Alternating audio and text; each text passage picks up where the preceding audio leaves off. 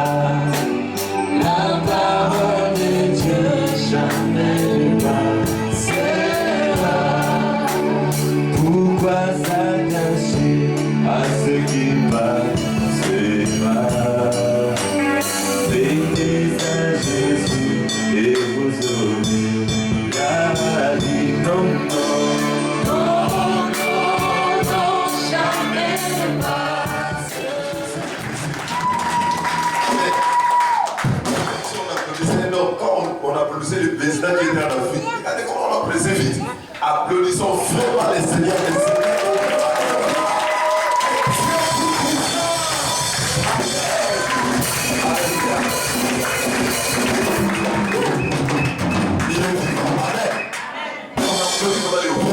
Comme ça, est-ce qu'on peut se mettre debout pour accueillir la parole de Dieu? Amen. Amen. Et nous invitons le pasteur Robert.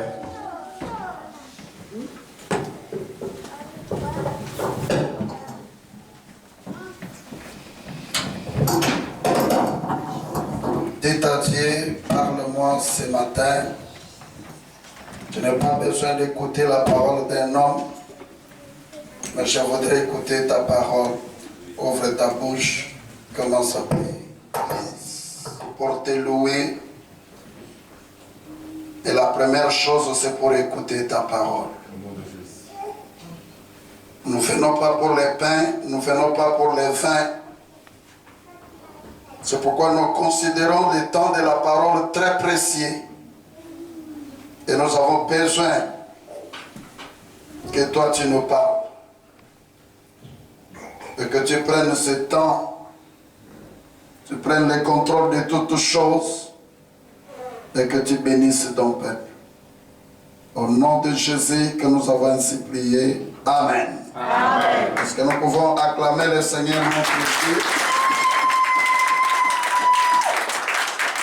Amen. Voilà. Nous prenons nos Bibles dans Luc chapitre 6.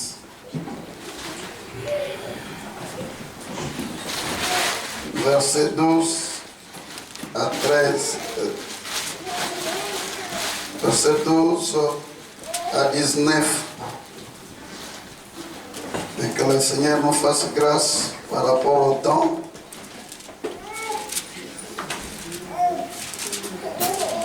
Je lis au nom du Seigneur. En ce temps-là, Jésus s'est rendu sur la montagne pour prier. Et il passa toute la nuit à prier Dieu. Quand le jour parut, il appela ses disciples et il en choisit 12 auxquels il donna les noms d'apôtres. Luc chapitre 6, verset 12 à 19. Simon, qui le nomma Pierre, André son frère Jacques, Jean-Philippe Barthélemy, Matthieu, Thomas, Jacques d'Alphée, Simon appelé les Zélotes, Jude le fils de Jacques, et Judas Iscariote qui devint traître. Il descendit avec eux et s'arrêta sur un plateau où se trouvait une foule de ses disciples et une multitude de toute la Judée, de Jérusalem, de la contrée maritime de Tyr et de Sidon. Ils étaient venus pour l'entendre et pour être guéris de leur maladie. Ceux qui étaient tourmentés par des esprits impurs étaient guéris, et toute la foule cherchait à les toucher, parce qu'une force sortait de lui et guérissait tous. Acclamons cette parole de Dieu. Amen. Père, aide-moi à transmettre fidèlement ta parole. Toi qui m'as envoyé dans cette église, aujourd'hui c'est la fin. Dispose ce temps, bénis ton peuple. Au nom de Jésus que nous avons ainsi prié. Amen. Amen. Voilà, on n'a pas assez de temps. Nous clôturons notre séminaire. Nous pouvons nous asseoir. Nous avons vu que le premier jour, Balak, pour maudire le peuple d'Israël, ils ont bâti 7 hôtels et ils ont offert pour chaque hôtel un taureau et un bélier. C'était pour recevoir de leur Dieu le pouvoir et l'autorité pour maudire le peuple d'Israël et pour dominer sur le peuple de Dieu. Or, si nous les enfants de Dieu, pour nous attaquer, le diable va consulter son Dieu pour se ressourcer, pour être investi de son autorité, afin de nous détruire. C'est que nous aussi, avant de nous engager pour détruire les autels sataniques, Nous devons aussi chercher là où nous pouvons être ressourcés, obtenir l'autorité de notre Dieu pour renverser tous ces autels. C'est pourquoi dans ce séminaire, nous avons donné plus l'importance de comment bâtir l'autel de Dieu, qui est un point de connexion. Là où nous avons la force, l'autorité de nous engager pour détruire les autels sataniques et réclamer la puissance de Dieu.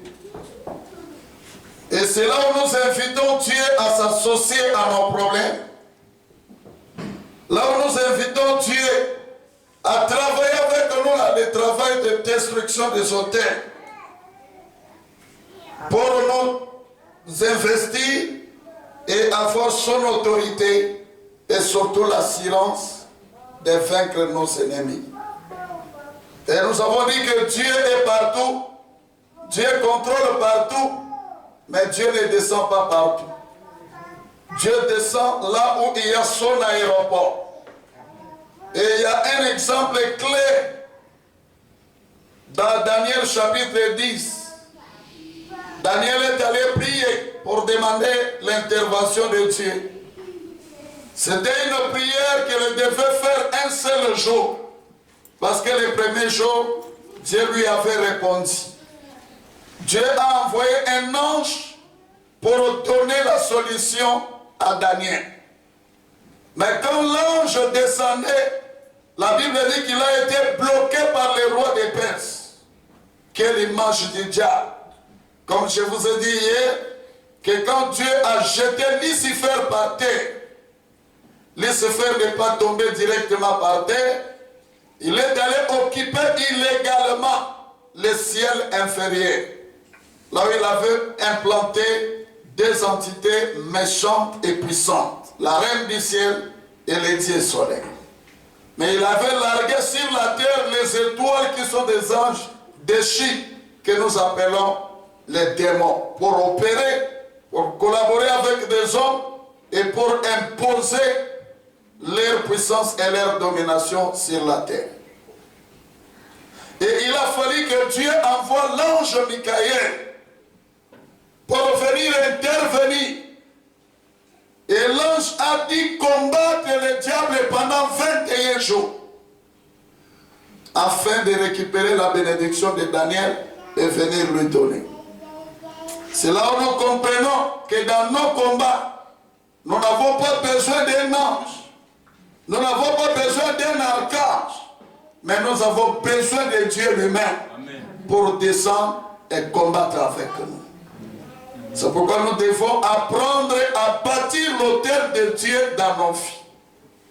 Comme Noé a fait, il a bâti l'autel de Dieu quand Dieu lui a fait sortir de l'arche pour recommencer la vie sur la terre.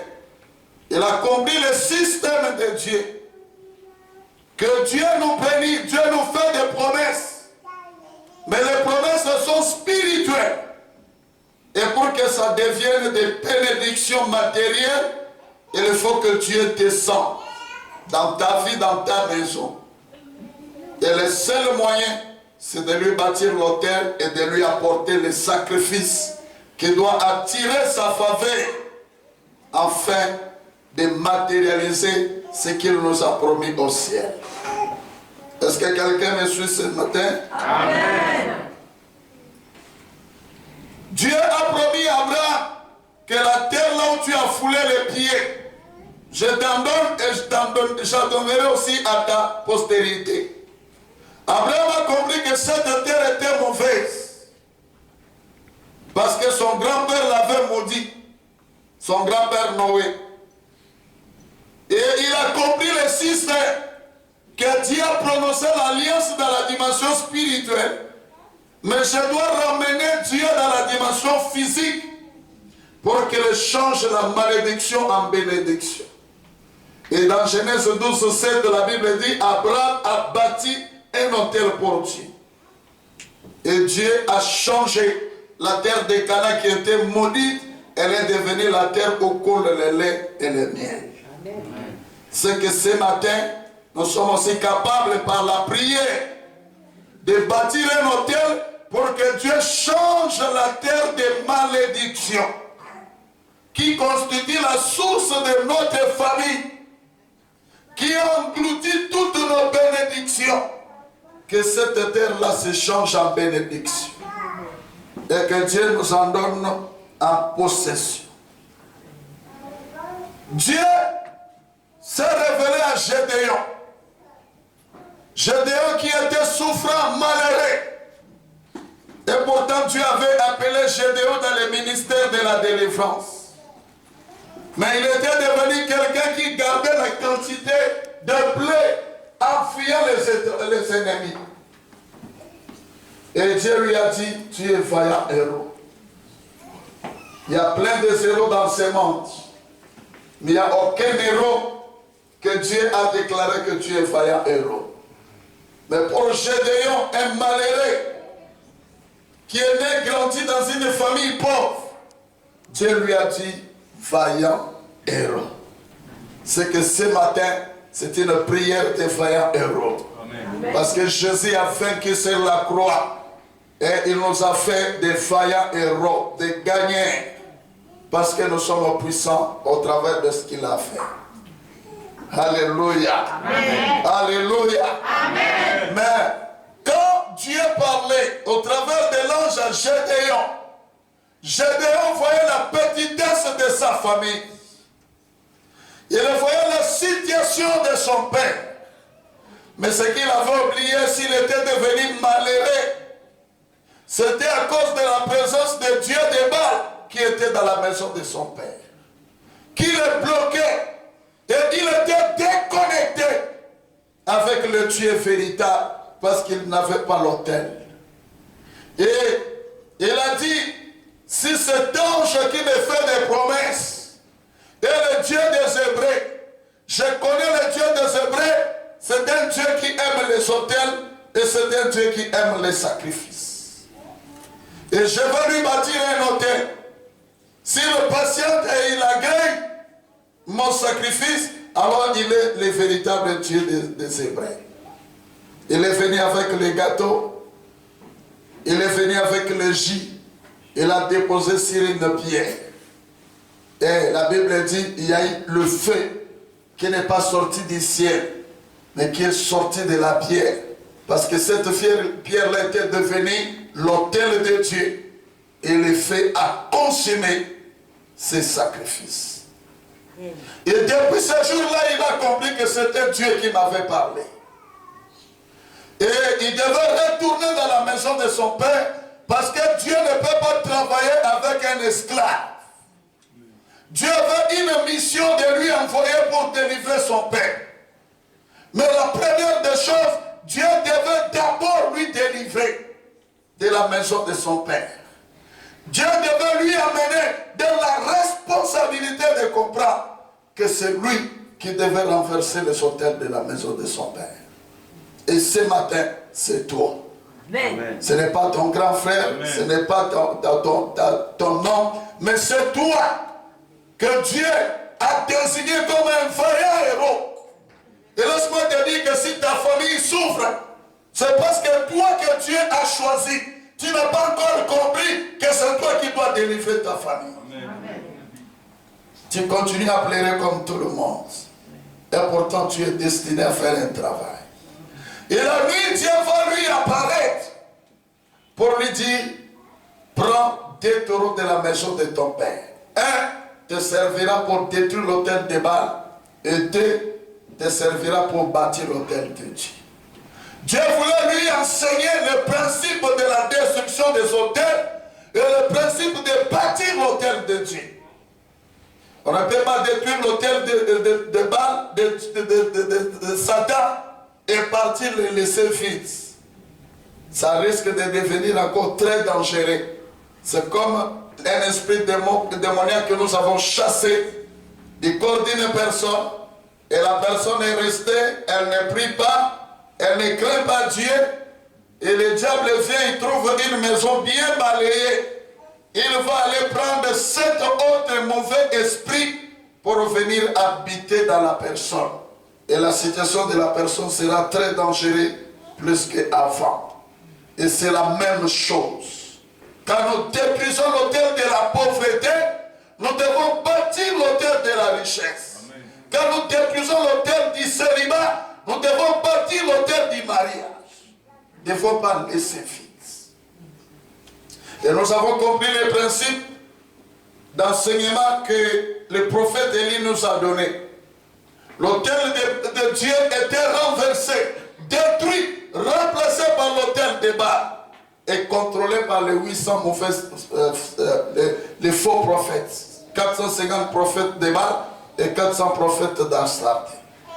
Et cet autel-là, le peuple d'Israël n'avait plus d'endroit là où il pouvait adorer Dieu et apporter les sacrifices. Et ce matin, cet autel qu'on avait détruit, c'est ton corps. Parce que le premier autel que nous devons bâtir, c'est notre corps. Comme le frère a dit dans Romains 12, 1.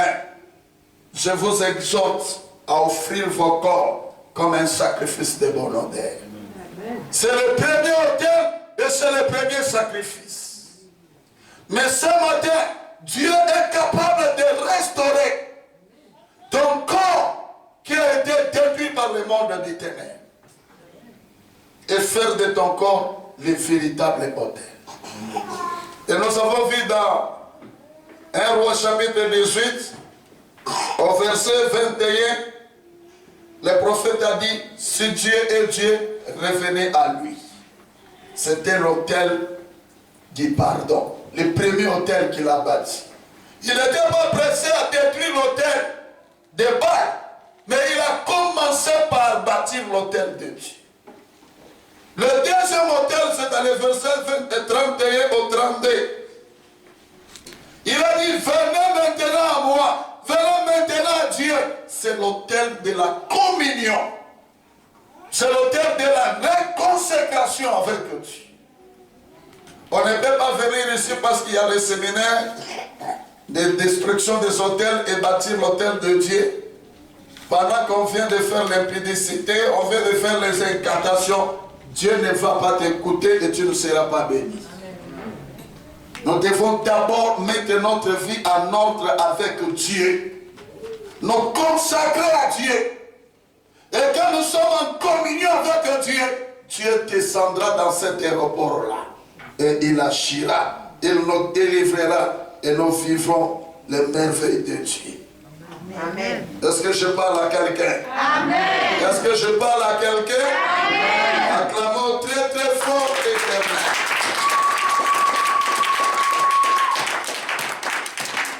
Et quand nous voyons dans tous ces versets que nous venons de lire, ça nous montre l'importance de bâtir l'autel de Dieu dans nos vies. Peut-être que tu étais sous la malédiction, sous des envoûtements, sous des condamnations. Peut-être à cause des autels que tu as bâtis. Et la meilleure chose, peut-être les autels que les parents ont bâtis. La meilleure chose, c'est de bâtir l'autel de Dieu. De lui apporter les sacrifices. Et Dieu est capable de changer la malédiction en bénédiction. Alléluia. Amen. Alléluia. Amen. Quelqu'un comme Pierre, il était spécialiste de la pêche. Il connaissait les secrets du lac. Et la plupart des pécheurs étaient liés avec les esprits des eaux. Et certainement, il faisait des pratiques avant de pécher. Soit de jeter de l'argent dans l'eau, soit de jeter des sacs d'icelle dans l'eau. C'est-à-dire dans leur tête, ils offraient des sacrifices à un Dieu des eaux pour leur donner la faveur. Mais un jour, il a quitté cette vie. Il est devenu le disciple de Jésus. Mais laisse-moi te dire, quand tu bâtis l'autel de Satan, tu deviens le constructeur de l'autel de Satan. Et quand Satan descend dans cet autel, la première des questions, il pose, où est le constructeur de mon autel? Et ce jour-là, certainement, il a posé la question. On lui a dit que non, il a quitté ici. il est chez un certain Jésus de Nazareth. Amen. Et il n'a pas eu peur de Jésus. Il est arrivé pour dire à Jésus, cet homme a des problèmes avec moi. Depuis qu'il m'a quitté, il n'a pas encore résolu les problèmes. Il m'a bâti un hôtel. Laisse-moi 1 minute. Je vais régler avec lui. Après, je vais te les restituer. Pendant que Jésus est Dieu. Et laisse-moi que Jésus a intercédé pour Pierre. Il a dit que j'ai prié pour toi. Amen. La nuit, le diable t'avait réclamé. Amen. Et aujourd'hui, tu es ici. Peut-être que tu étais musulman. Tu avais donné l'argent pour construire la mosquée. Peut-être que tu as donné l'argent pour construire une boîte de nuit. Peut-être que tu as donné l'argent à un féticheur qui est venu vous traiter parce que vous étiez malade.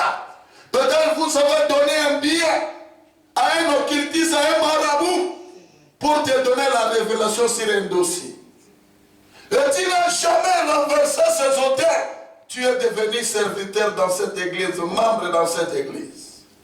Mais si le diable n'a pas eu peur de Jésus, vous croyez que le diable va avoir peur du pasteur ou bien de la louange que vous faites ici? Amen. C'est pourquoi nous devons apprendre à bâtir l'autel de Dieu. Quand Dieu descend, il descend avec les anges. Il y aura des anges qui vont les détruire.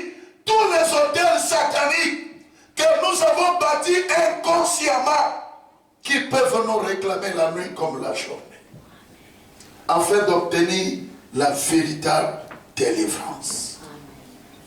Mais la question que nous pouvons poser en conclusion, pourquoi bâtir l'autel de Dieu? Nous avons vu dans Genèse 12:7 qu'Abraham a bâti l'autel parce qu'il voulait que Dieu change la malédiction que son grand-père Noé avait prononcée sur la terre de Canaan, que cette malédiction se change en bénédiction. Amen. Alléluia. Amen. Pourquoi bâtir l'autel de Dieu? Abraham avait la promesse, beaucoup de promesses. Aucun homme sur la terre n'a eu le nombre de promesses qu'Abraham.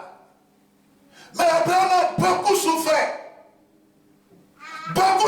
dans sa vie de la stérilité à cause de l'autel que son père avait bâti, son père Terah, qui était un adorateur des idoles. Et cette malédiction a frappé toute la lignée d'Abraham dans la stérilité. Il a été combattu, il a prié. Mais un jour, Dieu voulait lui amener dans le ministère de la multiplication. Mais pour entrer dans la multiplication, on doit avoir une sémence. Mais lui n'avait pas une sémence. Dieu lui a accordé une sémence qui s'appelle Isaac. Et lui s'est réjoui que j'ai eu un enfant. Heureusement que c'était un papa qui est plein de révélations et plein de sagesse. Et comme il ne pouvait pas entrer dans la multiplication sans pourtant semer cette sémence. Et la loi de la multiplication exige que la sémence soit morte, soit enterrée pour être ressuscitée dans le domaine de la multiplication. Il a dit, donne-moi cet enfant. Et par sagesse, il a gardé le secret, il n'a pas dit à sa femme. Sinon, ce jour-là, sa femme allait prendre la machette pour lui dire, le plus grand sorcier de ma vie, c'est toi. Amen. Dans Genèse 22, il est allé sur la montagne que Dieu lui a parlé. C'était la montagne de Morisha. Il a bâti un hôtel. Il a lié son fils. Et il a pris la machette pour couper l'enfant. Alors Dieu a compris que tu m'aimes. Celui qui peut bâtir l'autel de Dieu, c'est celui qui aime Dieu. C'est celui qui a la révélation de qui est son Dieu. On peut être chrétien, mais on ne connaît pas Dieu. Mais lui connaissait ce Dieu-là. L'enfant qui coûtait cher, mais il l'a offert à Dieu. Le fait de soulever la machette, spirituellement, Isaac était mort. Et à cause de la mort spirituelle d'Isaac, Nous avons eu Jésus-Christ de Nazareth. Amen. Et nous sommes des chrétiens, une multitude de multiplications. Mais la révélation qui est là, c'est quoi? Abraham à son âge, la brebis qui était à côté, quand l'ange lui a dit, regarde là-bas, prends cette brebis, remplace ton fils. Si Abraham, de lui-même, s'engageait pour chercher cette brebis, la première des choses, la brebis allait fuir. Parce que la brebis sait qu'à chaque fête de moutons, des musulmans sacrifient toujours des brebis. Et ils sont fatigués. Alors il allait fuir. Abraham allait suivre la brebis. Avec son âge, il allait piquer la crise. Et il allait mourir. Et ce jour-là, Abraham allait dire, si cette bénédiction, il faut des sacrifices comme ça, je préfère arrêter avec cette bénédiction. Amen. La deuxième dimension, tellement la brebis est fatiguée, il est en colère. Vous qui sacrifiez les brebis, faites attention. La brebis allait atteindre Abraham. Quand Abraham allait s'approcher, la brebis allait donner un coup de tête à Abraham. Abraham allait être terrassé. Et Abraham allait résilier cette confiance en Dieu. Il y a 5 ans passés, il y a un papa qui me disait, c'est la femme qui m'a amené à la maison, de prier pour leur enfant parce qu'il était devenu un badaud au Château Rouge, à la gare du Nord, fumant des champs, faisant des gaffes. Et il fallait que nous prions. Je l'ai exhorté pour ça. Le papa a dit, non, moi je fais la boxe à Kinshasa. Cet enfant va me sentir. Le papa est allé à la gare du Nord, il a vu l'enfant en train de fumer. Il va chiffrer l'enfant. Les coups de tête que le papa a fait, il terrassé, le nez déchiré. Le maman m'a dit, papa, c'est que tu nous as enseigné, c'est accompli. La brebis a donné le coup de tête à mon mari. Venez rapidement. Je leur ai dit, voilà le secret. Ce qui est difficile dans ta vie, le mariage qui est difficile dans ta vie, le ministère qui est difficile dans ta vie, le plus grand secret que je vous laisse. Si vous voulez avoir ce qui était difficile dans ta vie facilement, apprends à offrir à Dieu un sacrifice. Amen. À cause du sacrifice d'Isaac que Abraham avait offert à Dieu, Dieu lui a donné facilement la brebis. Il n'a même pas fait un effort, il a trouvé que la brebis était déjà liée. Il l'a amené facilement pour le mettre sur l'autel. Amen. Si tu offres à Dieu le sacrifice, tu auras le document facilement. Alléluia. Dieu va te lever facilement. Amen. Et cette église manquera de place l'année prochaine. Vous allez avoir une grande place. Amen. Est-ce que quelqu'un peut acclamer le Seigneur? C'est le plus grand secret que je te donne. Et Abraham a accédé au mystère de la multiplication. Pourquoi bâtir l'autel de Dieu? C'est très important dans notre vie de comprendre cet enseignement. Et il est important que nous comprenions c'est quoi l'autel de Dieu. Dans Apocalypse chapitre 1er, versets 5 à 6, la Bible dit que Jésus-Christ est le témoin fidèle, le premier des morts, le prince des rois de la terre, et celui qui nous a aimés, qui nous a délivrés de nos péchés par son sang, et qui a fait de nous un royaume de sacrificateurs pour Dieu son Père. Jésus-Christ était en mission sur la terre. Il devait être crucifié à la croix pour mourir à cause de nos péchés. Et il devait être élevé comme souverain sacrificateur. Mais selon la loi d'Aaron, il devait avoir des sacrificateurs. Mais nous ne méritions pas pour devenir des sacrificateurs.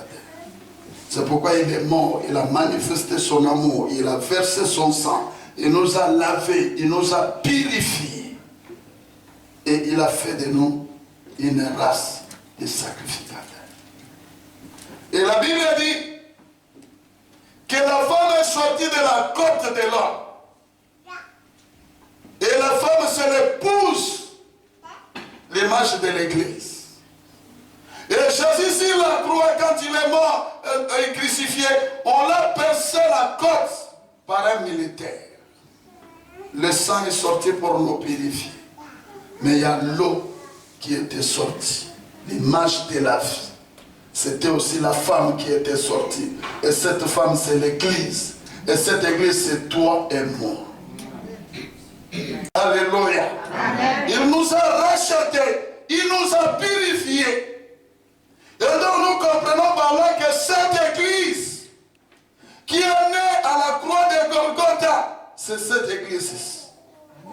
Et avant que tu viennes dans cette église, la Bible dit, il y avait le sang qui était sorti de la côte de Jésus. Pour que quand toi tu viendras, tu entres dans cette église, avec les envoûtements de la maison de ton père, avec les malédictions de ta famille, le sang de Jésus-Christ t'attend à la porte. Amen. Dès que tu entres, ce sang-là t'envahit, te purifie, te lave. C'est pourquoi quand tu viens à l'église, n'accepte jamais de sortir de l'église comme tu es venu. Amen. C'est que ce matin, tu ne sortiras pas d'ici comme tu es venu. Amen. Parce qu'il y avait le sang qui a été versé pour toi et qui était versé dans l'église. Mais il y avait aussi l'eau qui est l'image de la vie. C'est-à-dire quand je viens à l'église, même si on m'avait sacrifié, même si on avait décidé la mort, mais tant que j'entre dans l'église, j'ai la vie en Jésus-Christ. Et je ne mourrai pas, je vivrai et je témoignerai les œuvres de l'Éternel. L'église, c'est le véritable hôtel de Dieu. Là où nous venons avec nos problèmes. Et ce matin, nous sommes dans l'hôtel de Dieu. Nos prières, les actes que nous allons poser aujourd'hui vont changer beaucoup d'histoires dans notre vie. Et pour clôturer dans les textes que nous avons lus, Jésus était au début de son ministère. Il y avait beaucoup de gens qui le suivaient. Et il devait choisir 12 disciples. Mais il avait des problèmes pour faire le choix. Dans un monde de la sorcellerie, un monde de complot, quelqu'un qui vient fraîchement à l'église, vous le voyez transporter la Bible du pasteur, demain, il commence à aller dans des maisons de fidèles. Oh, moi j'ai la prophétie. Le pasteur ne parle pas bien, c'est moi qui parle bien. Et demain, il prend des gens et commence les wenge musica de l'autre côté.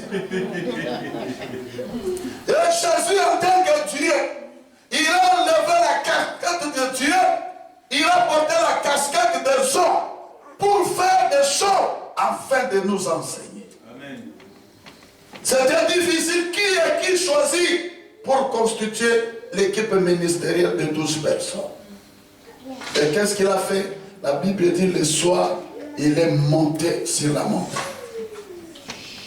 Il est allé prier sur la montagne.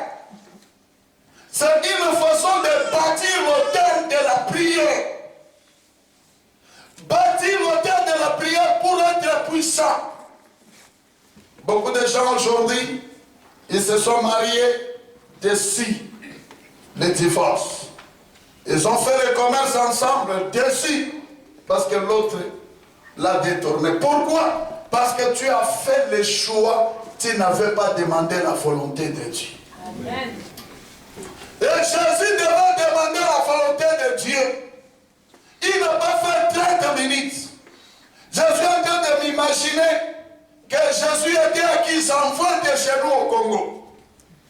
Où les gens dorment à 18h, nous qui s'envoient, il y a quand même du courant. Il était en Bangonzembe, dans la province de l'Équateur. Là, il n'y a pas de courant à 18h, tout le monde dort. Et pendant cette heure-là, lui, il était sur la montagne. Combien de temps il a pris pour la prière? C'était pour nous enseigner. Si tu veux être fort, si tu veux renverser le débat, apprends à bâtir l'autel de Dieu dans la prière. C'est vrai que la magie existe. C'est vrai qu'il y a les autels sataniques qui sont puissants. Mais El Shaddai, Adonai, El Sheba, il est plus puissant. Il est plus puissant pour renverser ses autels. Mais ce qu'il nous demande, c'est de lui bâtir l'autel de la prière. Jésus a pris beaucoup de temps dans la prière. Jésus a choisi un endroit de rendez-vous avec Dieu. Jésus a respecté l'heure du rendez-vous avec Dieu. L'endroit où nous parlons avec Dieu. Vous voyez déjà quand ils viennent à l'église, ils commencent à regarder la montre. Quand on leur dit, c'est la période de jeûne et prière, ils le fuient. Prends beaucoup de temps. Si tu veux que l'année prochaine, tu sois la personne qui sera très bénie plus que tout le monde, apprends à investir ton temps de la prière. C'est une façon de bâtir l'autel de la prière. Mais regardez les conséquences positives de cet autel.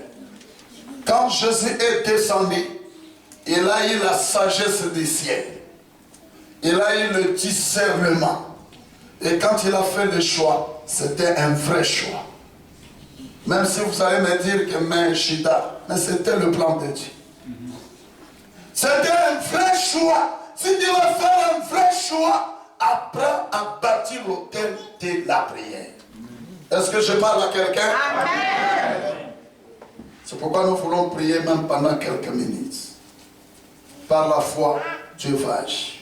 La deuxième chose, quand Jésus est descendu, il a eu la sagesse, il a eu le discernement. La Bible dit, il était devenu puissant.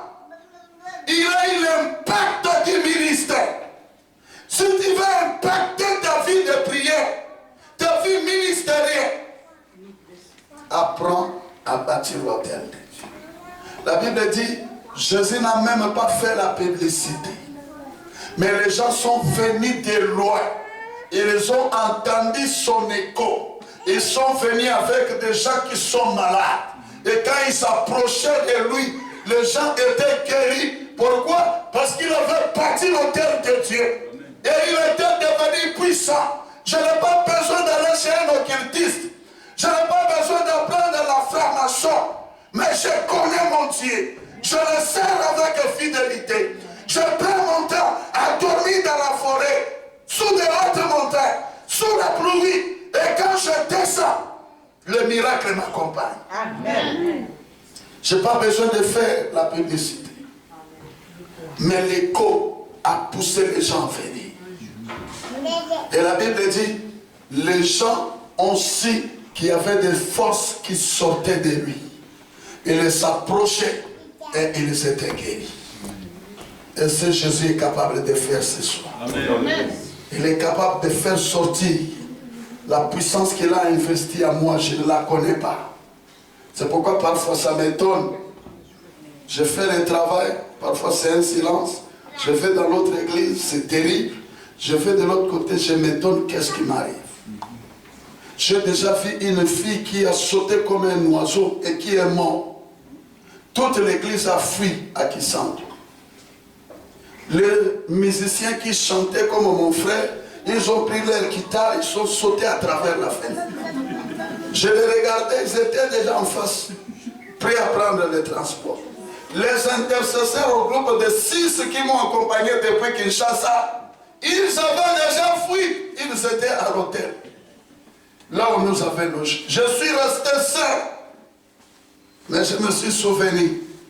Un jour sur la montagne de Mangengue, Dieu m'avait dit, toi déclare des choses. Je serai avec toi. Et il m'a dit, quitte cette église-là de la loge. J'avais refusé. Il a dit, tu vas voir comment je vais te faire sortir. Alors j'ai touché la fille.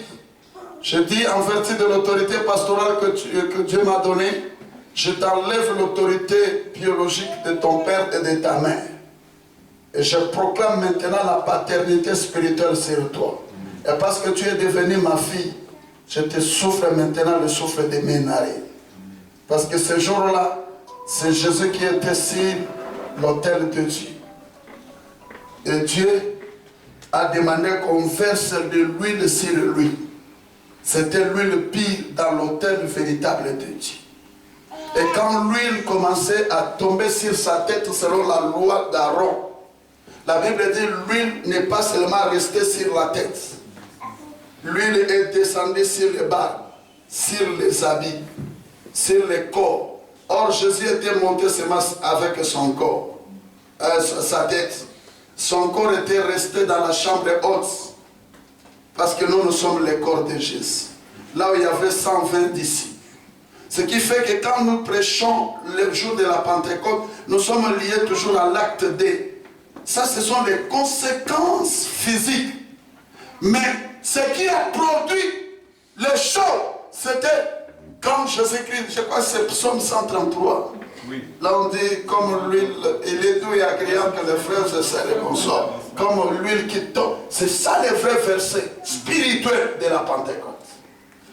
Dieu a demandé qu'on verse l'huile dans l'autel sur la tête de Jésus. Et cette huile est descendue sur son corps qui était resté dans la chambre haute. Et les conséquences de cette huile, il y a eu un souffle qui est entré. Parce que Adam a été créé à l'image de Dieu. Mais depuis qu'il a commis le péché, il a vu perdre la nature de l'esprit de Dieu.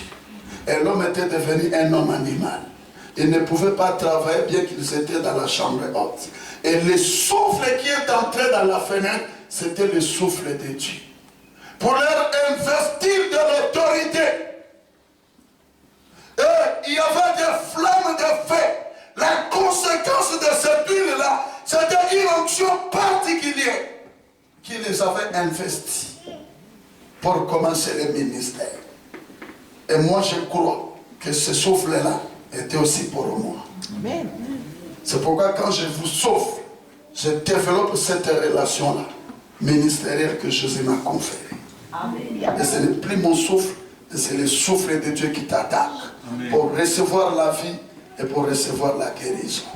Et ce matin, nous clôturons par là que quelque chose se passera dans ta vie.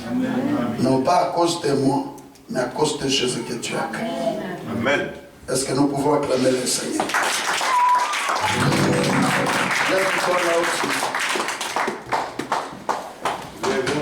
J'ai un petit cantique, bien que j'ai une belle voix qui fait rire aux gens. Mais les anges sont très contents de ces cantiques-là. Et dans mon église, quand je chante ces cantiques, comme nous sommes des Congolais, les gens pleins de la chorale Metz.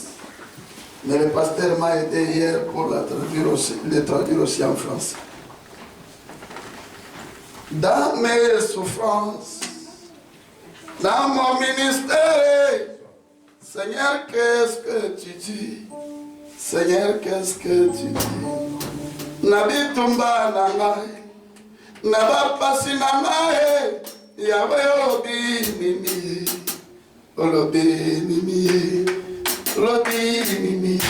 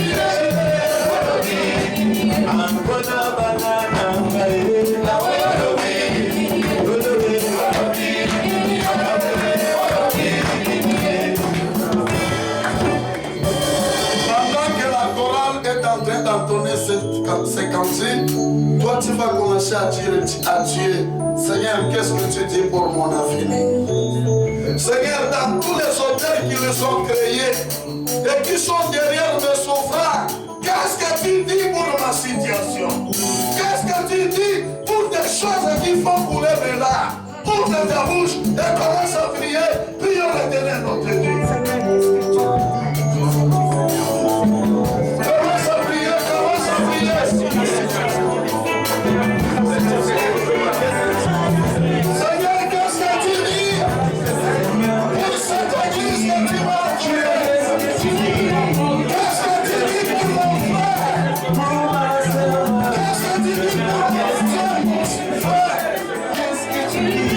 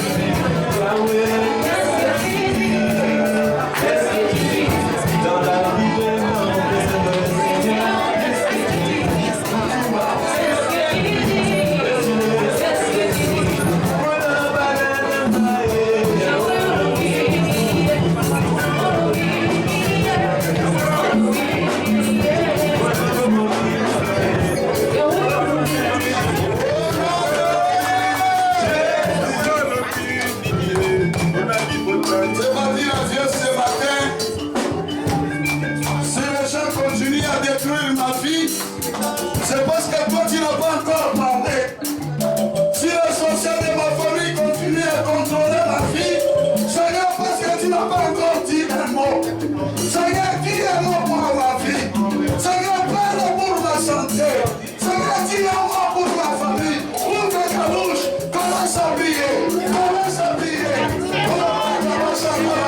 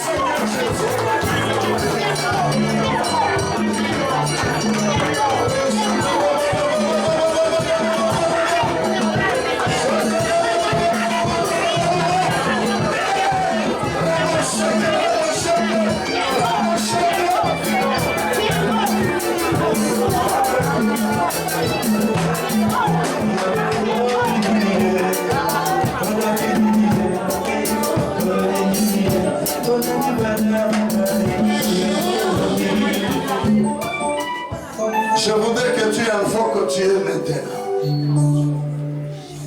Pendant que la chorale va nous entonner la belle l'ensemble là-bas. La belle l'ensemble là-bas. Tu vas invoquer le Dieu miséricordieux. Tu vas invoquer celui qui a la capacité de changer ta vie ce matin. Tu vas invoquer ce Dieu qui est puissant de renverser tous les hôtels sataniques. Ouvre ta bouche. Commence à invoquer ce Dieu-là. Oh yes. Oh yes. Oh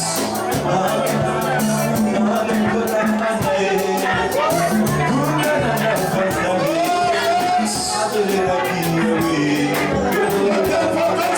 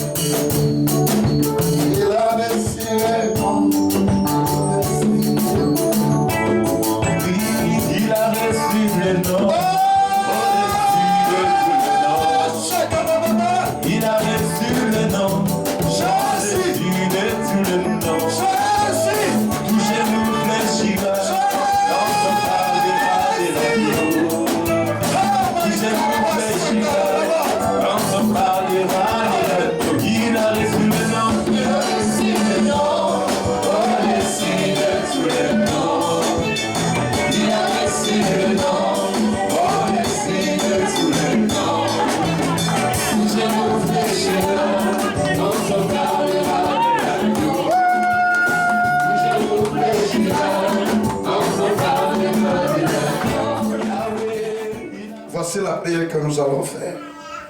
Vous allez suivre moi après. Au nom de Jésus. Au nom de Jésus.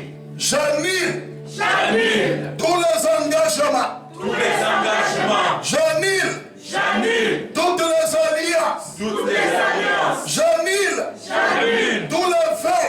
Tous les vœux. Que mes ancêtres paternels. Que mes ancêtres paternels. Et les ancêtres maternels. Que mes ancêtres maternels. On fait sur un autel quelconque. On fait sur un autel quelconque. Et qui parle contre moi et contre ma progéniture. Et qui parle contre moi et contre ma progéniture. Au nom de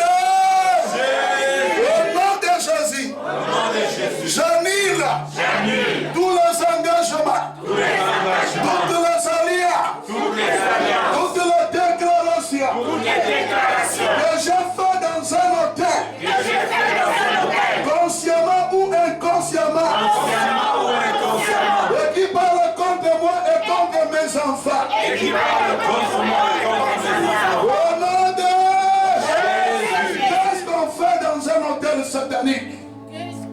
On fait des sacrifices. Et on fait des invocations. Nous voulons prier. Au nom de Jésus. Au nom de Jésus. Et par le sang de Jésus. Et par le sang de Jésus. J'annule tous les sacrifices. Tous les sacrifices. Et tous les holocaustes. Et tous les holocaustes. Que mes ancêtres paternels. Et mes ancêtres paternels. Et les ancêtres maternels. Et les ancêtres maternels. On fait sur un hôtel quelconque. On fait sur un hôtel quelconque. Qui me réclame avec mes enfants. Qui me réclame avec mes enfants. Au nom de Jésus. Au nom de Jésus. Et par le sang de Jésus. J'annule tous les sacrifices. Et tous les holocaustes. Que j'ai fait dans un hôtel quelconque.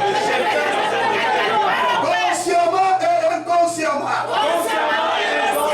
Et qui parle contre moi et contre mes enfants. Au nom de Jésus.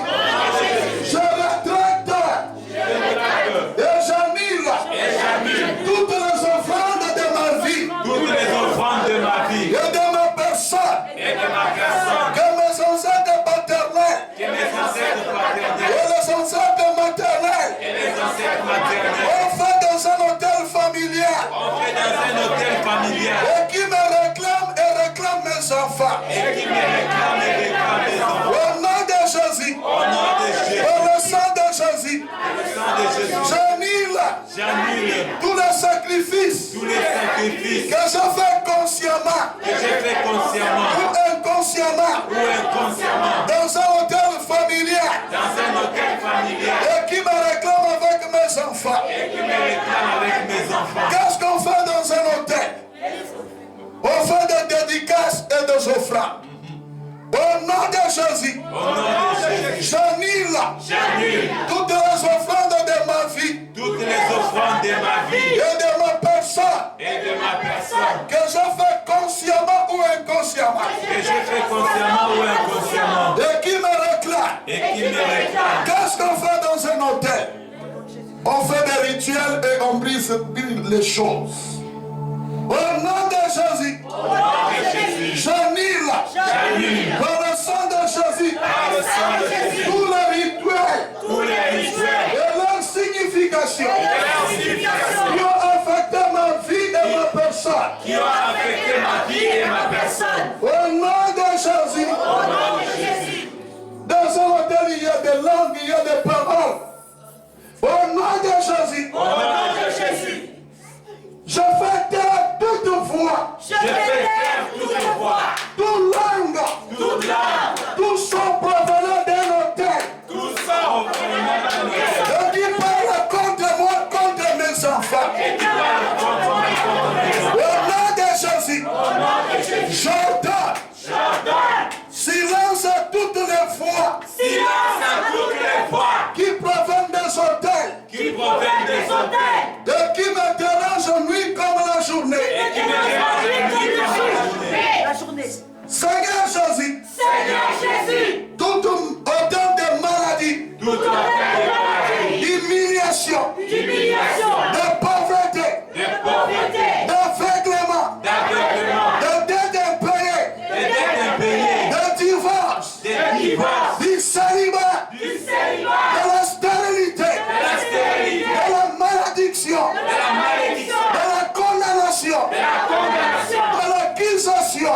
accusation.